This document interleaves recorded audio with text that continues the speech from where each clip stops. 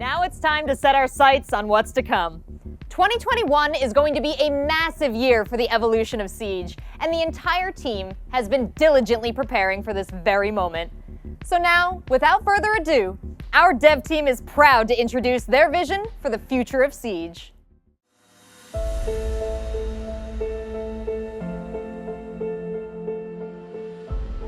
With the pandemic, the work-from-home situation, last year was a challenge for all of us. This being said, I'm really proud of the work that the whole development team across the world has been doing on Siege. We've brought amazing content during year 5 and hope the players really enjoyed what we brought. Starting in year 6, season 1, what we're going to be doing is having the operator inside of the battle pass as the first reward alongside its exclusive headgear and uniform that usually was in the year pass. Along with that, we're extending the period going from 1 week of early access to 2 weeks. And this 2 weeks period is going to be tied, all of this at the same price for the battle pass. So during year 6, we're going to have our new operators, obviously, every season. These new operators, as I said, are going to be in the battle pass. In season 1, we'll be going into Argentina. The second half of the year, we'll be visiting Europe, so Croatia in season 3, and then visiting Ireland in season 4. And in season 2, we're really excited. We're going in the northern prairies of North America. Our newest operator will be from Dakota, which are indigenous people from that region. Also, along the year, we'll be shipping our usual map reworks. So in season 1, we're going to be starting with Border. We want to make it even more competitive than it is today. Season 2, after the house rework that we done last year, we want to do another casual rework. What this means is that we're going to be going and heading into Favela. In season 3, we're going to be trying something different. Instead of having one big map rework, we're going to be doing small reworks on multiple maps. And in season 4, we're actually going to go back to Outback. As always, we're going to be having our seasonal event every season. Alongside, we're going to have arcade playlist, so small gameplay laboratory. We're going to be trying new things, so look out for those. During the year, we're also going to be bringing core gameplay features and content in the game. We really want to use the test server to iterate on those, and once it's ready, ship it on live. The quality of service that we're bringing to the players is of the utmost importance for us, and we really want to keep focusing on this and make improvement into the connectivity and DDoS issues that we had for the past years. We're changing a bit how we're going to use TS. We're going to push things that are far from over, and where we need feedbacks as early as possible to adjust things in advance. So it's very possible, for instance, that you see some very big gameplay systems land in the TS, but not come in the live version of the game before at least 2 more seasons, because we want to take the time to adjust them based on feedbacks. I think we have 2 major opportunities and way of improvements during the next year. I think the first one is going to be less downtime. And the second aspect would be onboarding. Being more welcoming to new players is also something that we believe is very crucial to the future and success of our games. We want the game to be really nice to play and nice to watch, especially when it comes to downtimes. When you play the game, I think there are moments where it's really tense and you feel like you're really pulled into the action, and that's mostly during the action phase. But during other phases, like the planning phase, the prep phase, or everything that happens after you die during a round, it feels like very often you don't have that much to do, not that much that can really influence the outcome of the round. So the general idea is that we want the players to be able to have a clearer impact on how the round is going to end. Whether during the planning phase or even during the prep phase and the activities after this. The imbalance in favor of defenders has become an issue. It's really hard to attack in the current metagame. The metagame itself is evolving, but we want to try to attack the issue on a deeper level. And we're going to take the opportunity because we're already working on big gameplay changes, big system changes like the attacker's repick. And we're going to use this opportunity to try to favor attackers a bit more than defenders and rebalance a bit the game so that it feels a bit more fair to play as an attacker. For onboarding, I think the high-level objective is that we're never going to lower the ceiling. The game needs to remain as complex and as beautiful as it is today, but we're going to make the floor easier to reach. We need to give better tools for the community to welcome new players, and we need everyone to work towards having a more inclusive community. I think it's going to be a win for everyone. Currently in Rainbow Six, The onboarding is mostly done by the community and your friend, and we really want to help solo players to get in by themselves. That's why we are creating a cell dedicated to onboarding, and the goal of this cell will be to help those players get in faster, learn the maps, learn the guns, learn the gadget and all the operators that are specific to Rainbow Six. So rank is currently our most competitive aspect of the game that you can play right now, and we really want to improve it. And that's why we are working currently on reworking the ranking system to allow people to really improve season after season and have a better idea of their skill level. So matchmaking, it's a tough subject, of course. The goal is to give all the players the match that are the most fair for everybody. And it works quite well, but sadly, lots of people try to lie to the system, either by creating a new account that we call Smurf, or by trying to derank and fake their skill level. So we are always trying to do small improvement to the matchmaking system to fight this. It's a tough battle, but we are improving every season against that. The reputation system is starting to work in the background for a while now, and the first goal of the reputation system is to feed back to the player his behavior inside the game. So to know if you are a toxic or a good player. And depending on your score, you can expect some sanction or reward, of course. 2020 was definitely a challenge for esports as well. The point system was heavily impacted by last year's situation. We were not able to have global competitions, putting the teams from different regions against each other. So we believe that we have built a very robust and solid system with the point system. We really want to stress test this in 2021. With our learnings from 2020, we're pretty confident that we can make global majors once again this year in 2021. February next year is going to be our World Championship once again. It's the sixth Invitational as well, so a big anniversary event for us, and we're bringing back the event to Montreal, the birthplace of Siege.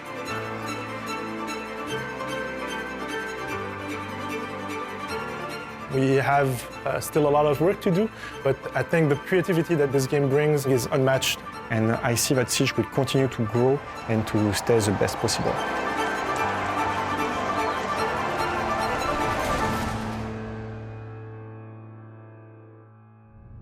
You've already gotten a glimpse at a new look for Siege, and this is just one of the many aspects of the game that we're updating this year.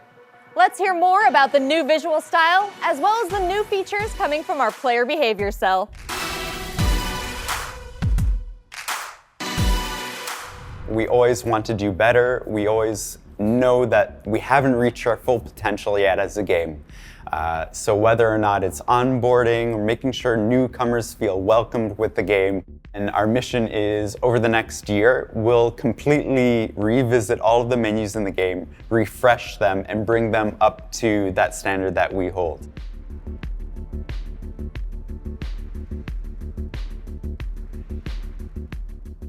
On top of that, we also have a new logo, we have new key art, and we're very happy with it. This is a high energy, high impact game with a diverse cast of characters and gameplay.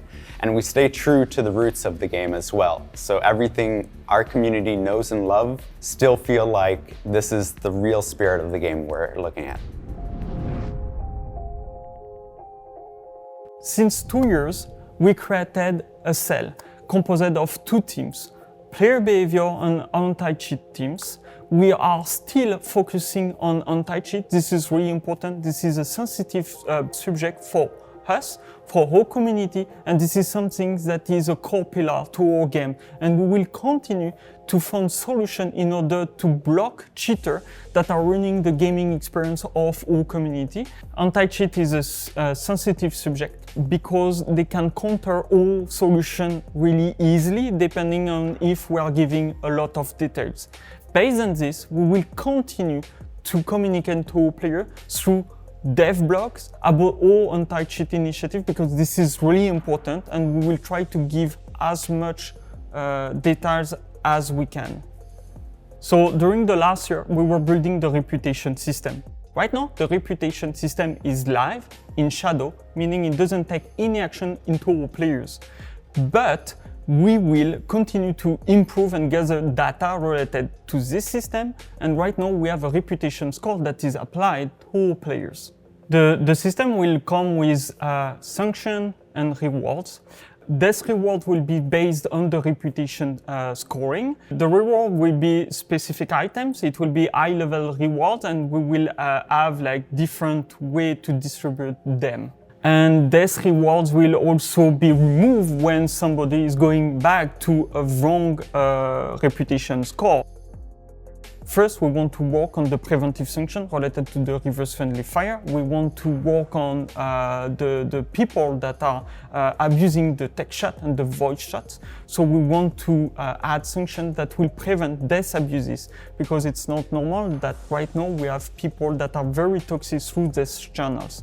And then after that, depending on your reputation score, you will be able to access some content, or some content will be blocked to you. So a player that have a bad reputation score will not have, for example, any more access to the ranked playlist.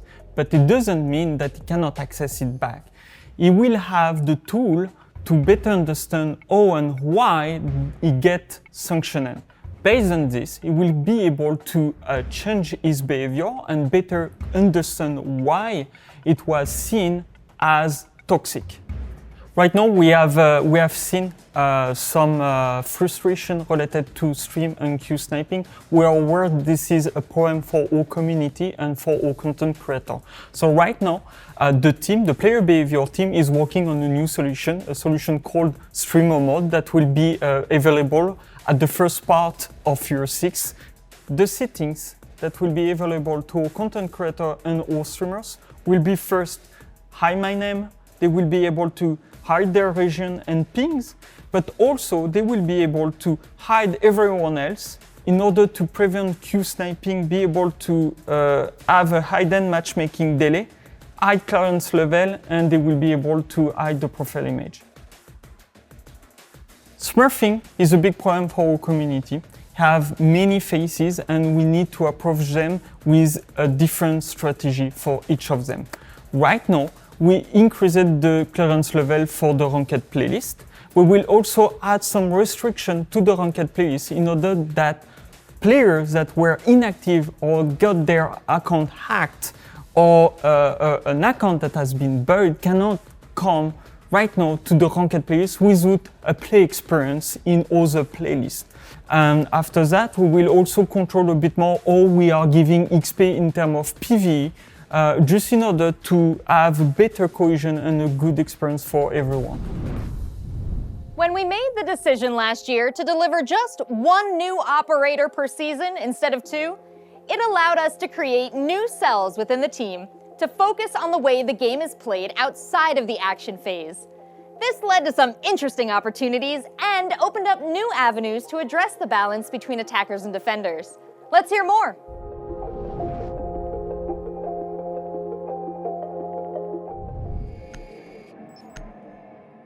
The idea with the attacker epic is to allow to each attacker player to change his operator and his loadout as many times he wants during all the preparation phase. They will adapt their strategy according to the information they will gather. And for defenders, dealing the information becomes more important. So, for example, they will have to chase drones or hide some of their operators. The preparation phase will be much more meaningful. Currently, defenders have a better win rate. So with these new tools for attackers, I think this will balance this. And in addition, we should be able to build new operators around this new game flow. So, for example, the defenders specialize in dealing crucial information. 5 seconds before insertion. So the goal here is to keep players interested even after their death. For attack side, you will have full access to your drones that were pre-placed on the map. You can control them and use their abilities. You can use Shock Dart of Twitch or the Laser of Zero. For defense side, it's pretty much the same behavior. You have also full access to your cameras, drones, and also their abilities. So that means the sonic bursts of Echo or the laser of the Maestro turret. Defenders can't felt overwhelming by the attacker's runs, so we try to counterbalance that by reworking the bulletproof camera. So now the camera can rotate, and you can shoot an EMP dart that disable all attacker electronic in-world gadgets. So that means you can disable drones, but also air jabs, claymore, etc. So I think we should observe an increase in player activity, less downtime, and player will have more playtime and fun. We will try to add early version in the test server around year 6 season 2.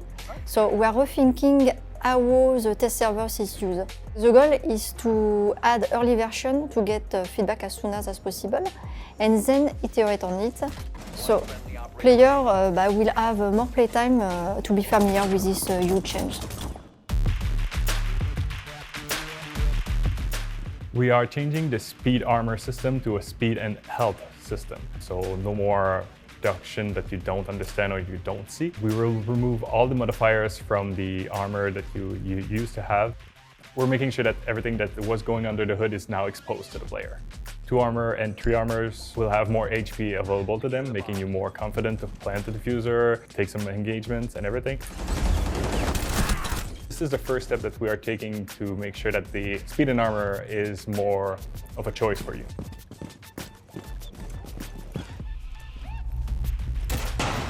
We will introduce the Gun 6, which is a hybrid between a weapon and a gadget. It will replace your secondary weapon, but it will shoot something that will destroy bulletproof gadgets. So it's a secondary weapon that is mostly aimed toward removing utilities. You will have one shot. It will travel straight, just like Ash launchers or Kali's lance. One of the things that this weapon does not have over secondary pistols, it doesn't bring you the speed movement modifier that you usually have with a pistol. Drone activated.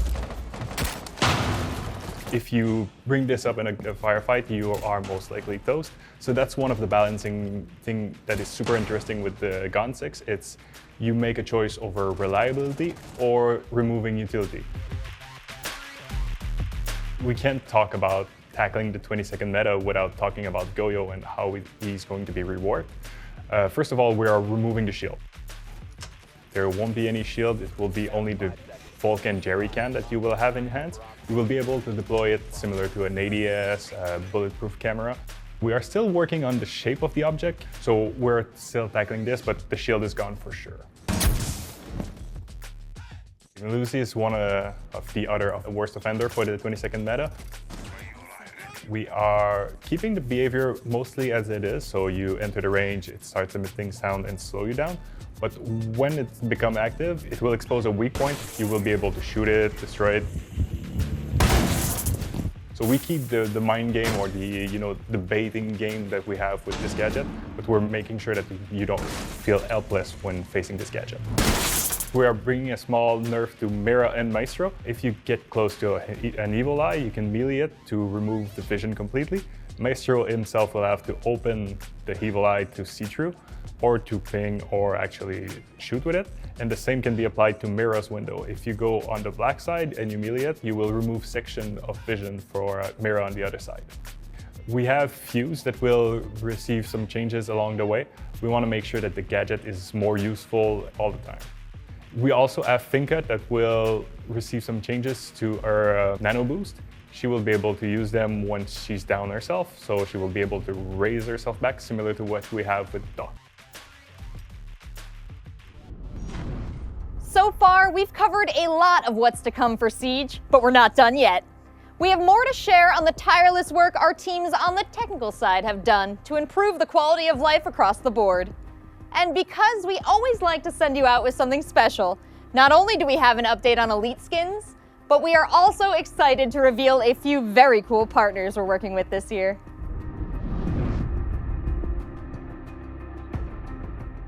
One of the first things we did for the connectivity issues is we looked at the performance of the game servers and we optimized it to make sure that we're hitting that smooth 60 frames a second update rate. We're all the time, we're trying to improve our tools, improve our monitoring, Just being able to get metrics on the community, what the issues that they're facing, and improving those metrics. If you remember in the past, in the previous wave of DDoS attacks we had, we improved our defenses, and all that inspired like a new wave of attacks that are much bigger. And what we found this time is that the attacks are not just hitting the game server that they're targeting. There's actually a kind of splash damage that's impacting many more game servers than the original, the intended target. So what we've done recently is we've taken steps to mitigate that impact, and we've managed to bring down the impacted game servers by 90%, which is fantastic. But one of the things we plan on doing is to break the benefit that DDoS attackers have when they attack our game server. And to do this, what we're going to do is we're going to pass different address information about the game server to each of the teams. That way, when one of these addresses is attacked, we can tell which team attacked us, and we can make sure that they don't benefit. So a game as successful and long-running as Siege obviously has many content updates, and each of these updates increase the base install size. So we're actually using some cool new texture technology to reduce the size taken by the textures without losing any visual quality. So we're also looking to download customization items on demand rather than include them in the base install. This should drastically decrease the size of the install. The smaller our game is, the easier it is for our players to try out and become lifelong players.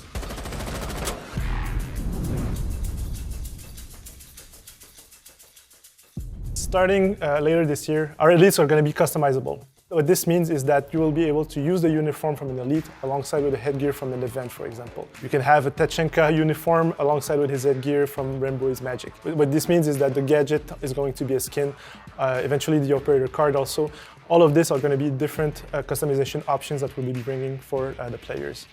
We can use the victory dance of the elite with any type of customization that you have. So you could use the full event skin that you want, but have the victory dance from the elite. So we can't wait to see the players' expression on using this.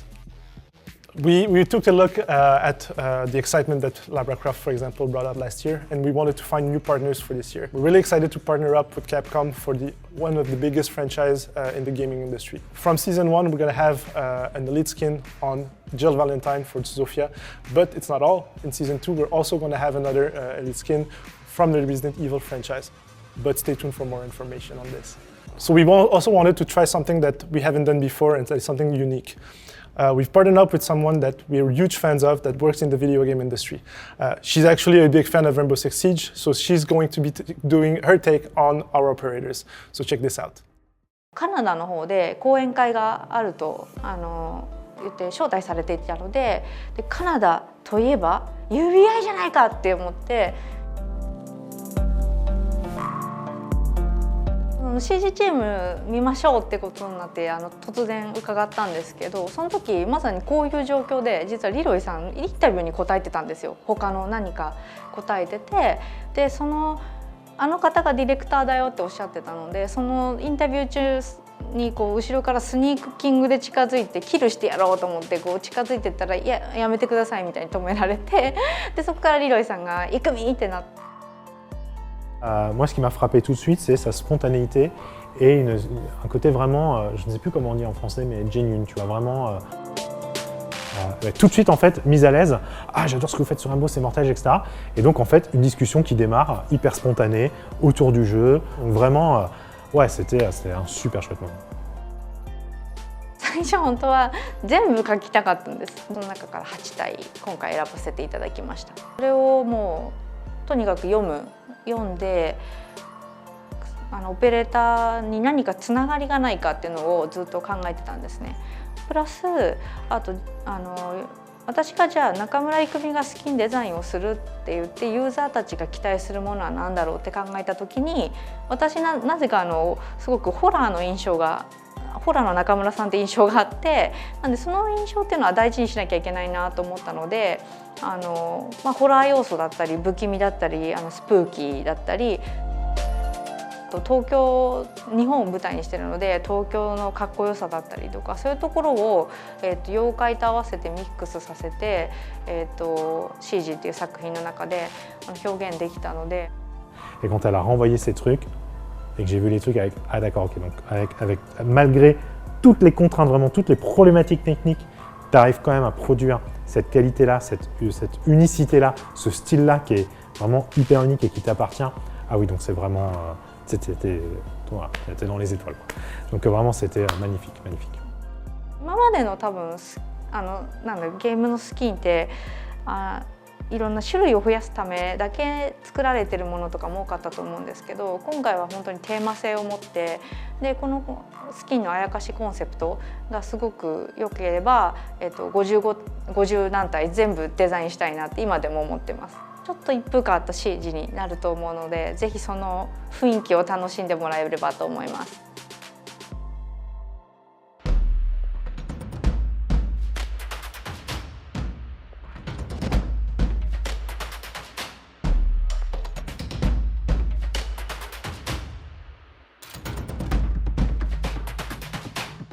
We're also working on something else.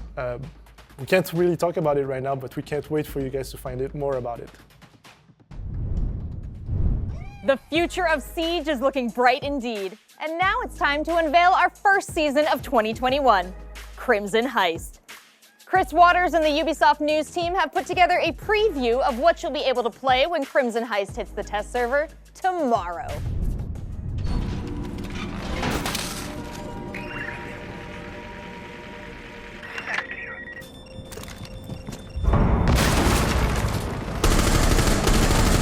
It's a red-letter day for Rainbow Six Siege as Crimson Heist is coming to kick off Year 6 in style. I mean, just look at those glasses. Fire. The man behind them is Flores, the new attacker from Argentina who deploys zippy little drones that pack a big punch. But he's not the only one bringing the boom.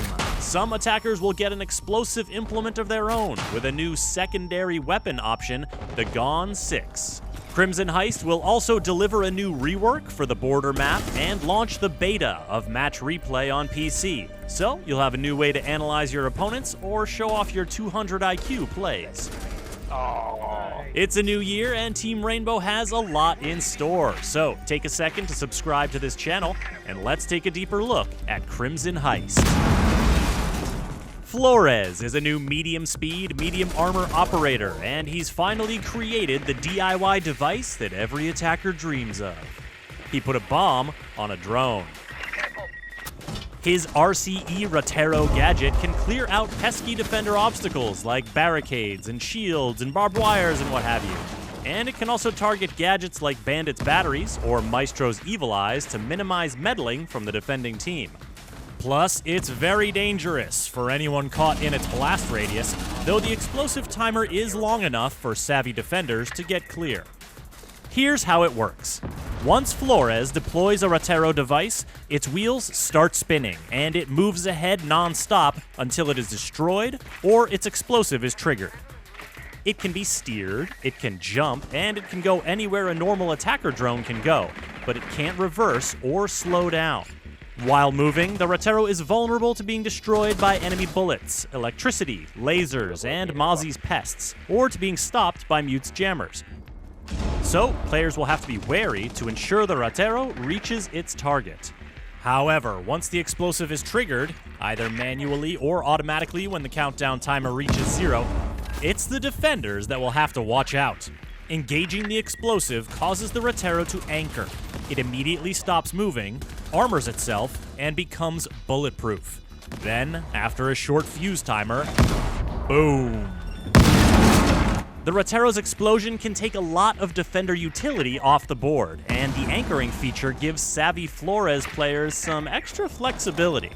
When the Rotero anchors, it sticks to any surface it's touching, and if the Rotero is mid-air, it'll stick to the next surface it touches, including walls, deployable shields, and some enemy gadgets.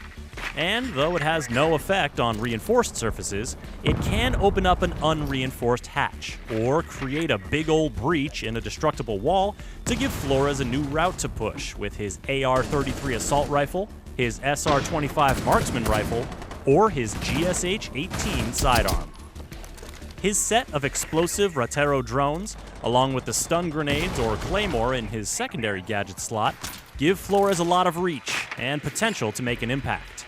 Whether he's clearing the way for his teammates, denying diffuser access in a post-plant situation, or simply out for blood, Flores brings style and substance to any attacking team. If you're looking to boost your explosive capabilities beyond a Flores pick, then Crimson Heist has just the thing, the Gone 6. It's a new secondary weapon option for some attackers that comes loaded with a single explosive round to help you clear out all sorts of bulletproof gadgets. You may only have one shot, but sometimes all it takes is one round to change a round. Speaking of rounds, the ones you've been seeing here have all played out on the new border map rework.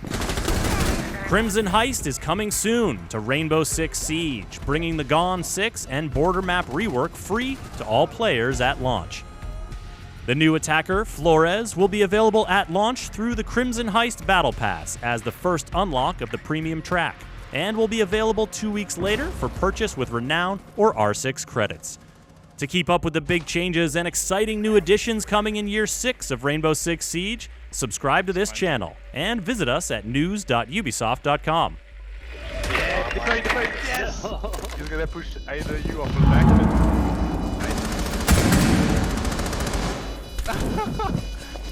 Suppressive. Nice, good job. Top 4 eliminated. This season, we'll see some renovations coming to the destructible halls and perilous balconies of Border. For more on our latest map rework, here's level designer Jeremy Dowsett.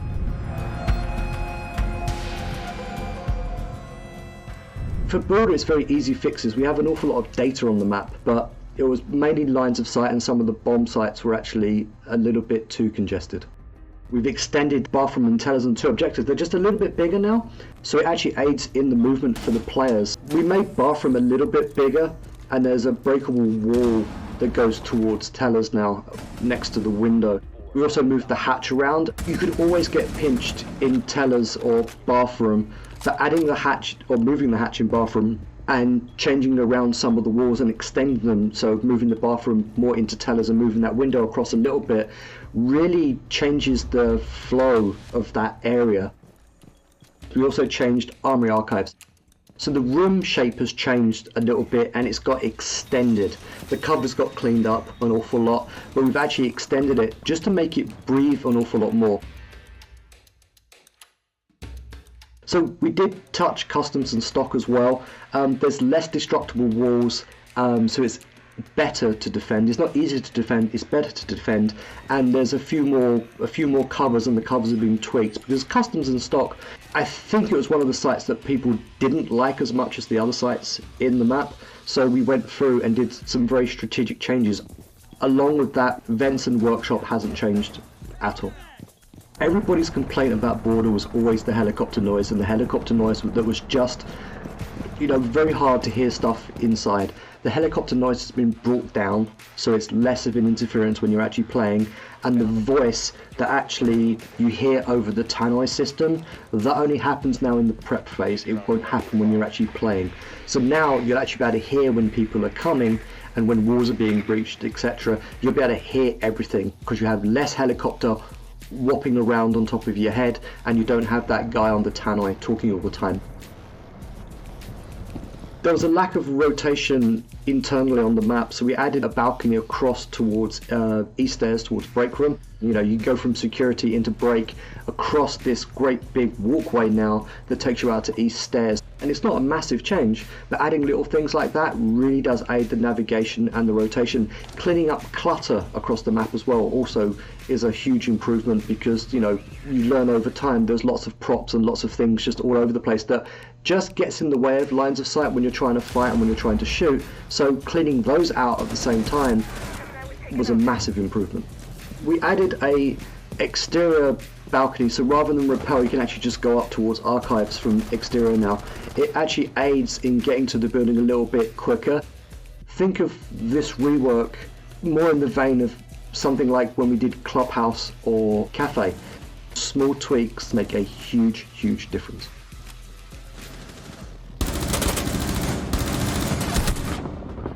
We playtest the maps, and we have playtests with pro players.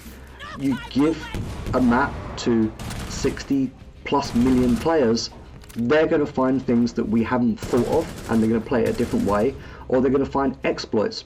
that we didn't find. And that's a great thing, which is why we have the test server. So these issues can come out and we can fix them, because we are very reactive. When a map is released and goes onto the test server, we can be very reactive and we can fix them very, very quickly, which is why R6 Fix. And I implore you all, if you find issues, please screenshot it, please take a video, and please put it on R6 Fix. It is a valuable resource for us and for the community. 4 eliminated. We've given you a glimpse of Flores in action, but for more on our explosive new attacker, here's Emilien Lomé, game designer, and Simon Ducharme, universe writer.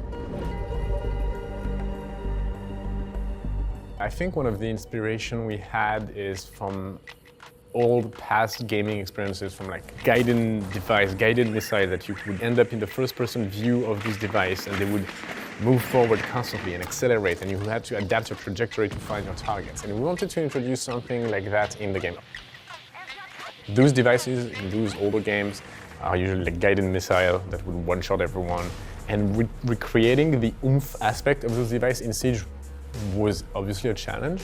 And eventually we retained this very large explosion. We kept it in the device, it's just that to make sure that it would not be too lethal, we added this delay. So as soon as you end your trajectory, you anchor, and you have this 3 seconds timer that starts ticking down.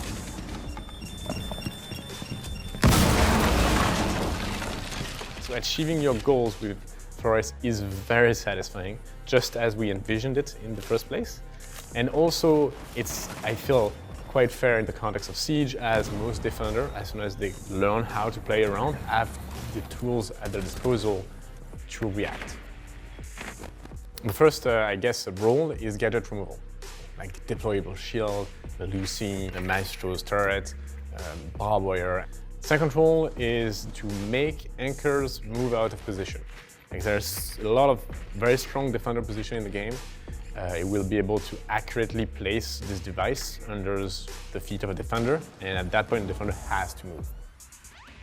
He's good at clearing the way for others, but others may need to clear the way for his device. I think specifically of electrified barbed wire, and you might need someone else to deal with the battery so that you can access the site. Or you're gonna have to use one of your own devices to get rid of the entire barbed wire. The other operator is going to work quite well with are the breachers. So using the Retro in combination with a breacher is going to be great, specifically against bandits. And once it detonates, it's going to remove the battery, if there is any. And it's going to also, because the explosion is fairly huge, force bandits out of that position, which means that by the time he comes back to the wall to trick, the wall might already be open. However, contrary to Thatcher, he has to get his device in the objective zone, which means that if Bandit himself or another defender is watching, they can destroy it before you get into location. So the two main counters, like mechanical one-to-one counters, I would say are Mute and Modsy. Mute is going to just stop the device where it is, with the caveat that if you do destroy the Mute, then the Retro is going to detonate eventually. The radius of the Mute jammer is bigger than the radius of the explosion. So if you drive straight to a mute jammer, you're going to be muted before you can anchor and detonate. And if you anchor before that, the explosion radius is going to be too short to actually deal with the mute jammer. And the other one is Modsy. So Modsy is simply going to jump on it and overload the device and destroy it. So both Modsy and the Retro are going to be destroyed in this instance. So no explosion. Modsy won't take control of the Retro because it's a timed device. It's not like a permanent device. It's a very loud, very big, very obvious device. And as a defender, it's going to be easy to shoot it. The main counter, if you are a Maestro or Bandit, is to have a friend of yours watching for the drone holes and shooting the device before it gets to you. Johnny, coming, careful. Flores comes equipped, as far as loadout goes, with the AR-33, which is from Thatcher, and the SR-25, which is the DMR of Blackbeard. We obviously do not have a shield on that DMR, but for the sidearm, he has just the GSH-18, so the sidearm of Fuse, for example. And for the secondary gadgets, one of the first options we wanted to give him was a Claymore, because when you use the Retro device, you are obviously very vulnerable. And having a Claymore to cover at least one avenue of flanking on your location felt like it was a very natural fit for Flores. And as a secondary option, if we want to dive more into the chaos potential of the operator, we bring flashbangs. Combining your own right hero and flashing to enter, this can create a lot of movements. We wanted sort of a character that was a little bit of a wild card, something you don't really expect to see in Rainbow. And we thought that Master Thief was a very good profile for that. Flores was born in Buenos Aires, Argentina. He was raised by his mom alone. It was kind of a rough childhood because his mom's health kind of slowly declined as he aged. So as a teen, he kind of got involved in organized crime, but he realized that he hated that because he saw what it did to his community, and his mom had taught him like empathy above all. He decided to go to a military college instead to see if like that kind of path, which was like more righteous, would be better for him. And he ultimately got a military engineering degree. He also learned that authority does not work with him. And he said, well, I hate what organized crime is doing to my home, so I'm going to be a thorn in their side, basically. And so he became a burglar. He started hitting big targets, crime lords, all that, to basically redistribute their money to the community that was suffering. And that's how he became known as the man from Flores, which is where his name came from. That's how he found his passion for tinkering and making his own tools, because you always need a key to open a door, and the doors are not always the same. He wasn't caught or anything. They never knew who he was until they followed the money and realized that it was being given back to the community and everything. But the one thing that stood out to them was his mother's hospital bills. They actually killed his mother, and they were going to kill him as well. But Ash found him. So she was in Buenos Aires investigating smuggling rings, basically. And she just happened upon him, and he had the information she needed. So she offered him asylum in the USA. And he was very happy to take that because he had nowhere to be anymore. So he went to Los Angeles and started a new life. Most people don't have the morals that he has. Most people that have the morals that he has don't have the skill set of a thief. So he's always felt very like, no one is like me. No one cares in the same way that I do. Yeah, going to Rainbow, he's finding some kindred spirits, and it's basically a new chapter that he didn't know was possible.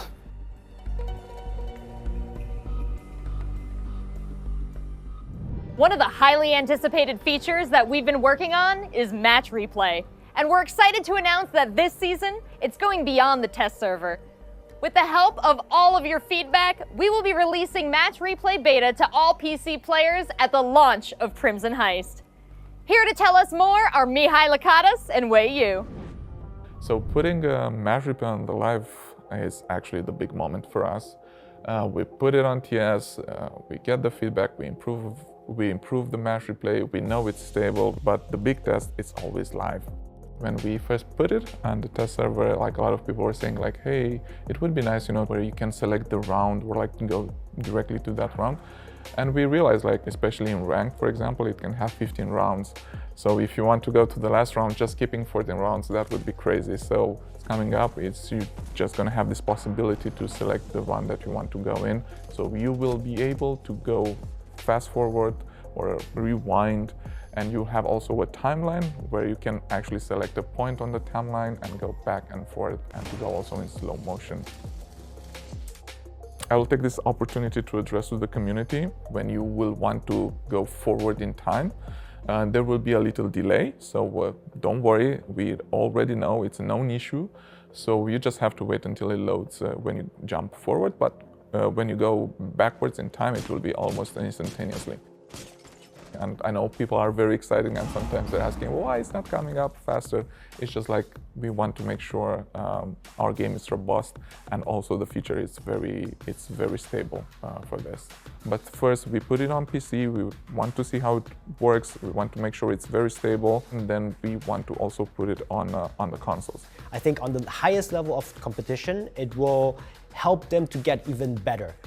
Just because the replay functionality will give players, analysts, coaches, and the teams to really deep dive into each round, into each match, and see what happens throughout the game. They can analyze the strategies, the timings, the positions of every operator at any given time, and that is huge. Think of a world where the biggest replays, or the replays of the biggest matches in the world, of a major, of a final, of the Sixth Invitational, will be readily available, that you can really watch and tune in and relive that moment as the player. I think that's probably a mid to long-term goal, but that's our ambition, and we want people to go into those replay files, be able to share it, and maybe even for us to publish this for the wider audience.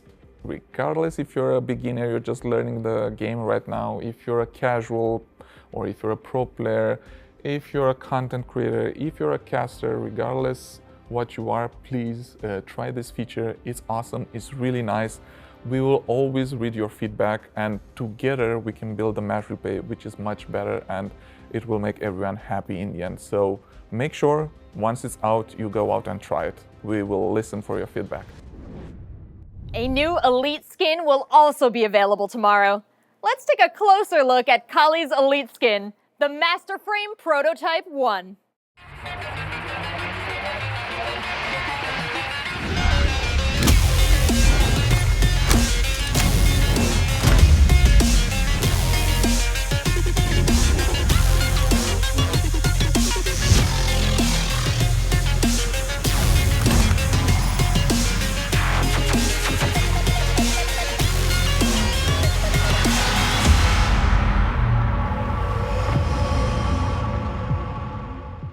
Crimson Heist is dropping tomorrow on the test server with the reworked border map, Operator Flores, and match replay beta. Not to mention that brand new secondary gadget, the Gone 6. Be sure to check it out. And before we wrap up this panel, we have one last surprise that we wanted to tease today: the Rainbow Six Siege board game.